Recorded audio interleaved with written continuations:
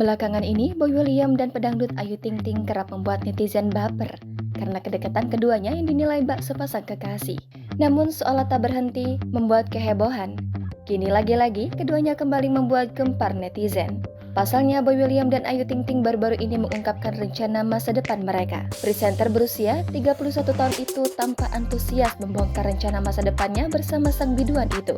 Bukan rencana menikah, ternyata Boy William berkeinginan membuat konten berbahasa Korea bersama pelantun Sambalado itu.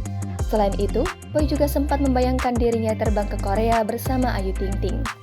Namun, karena Ayu Ting Ting saat ini masih berlibur ke Eropa, Boy belum bisa mewujudkan rencananya tersebut. Sebelumnya, Ayu Ting Ting dan Boy William melakukan live bersama di Instagram. Dalam live itu, keduanya sempat mengobrol menggunakan bahasa Korea. Boy pun memuji kemampuan Ayu Ting Ting dalam berbahasa Korea.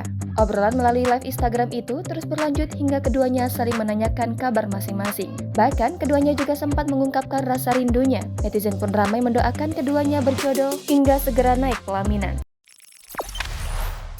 Jangan lupa subscribe, share, komen, dan like ya!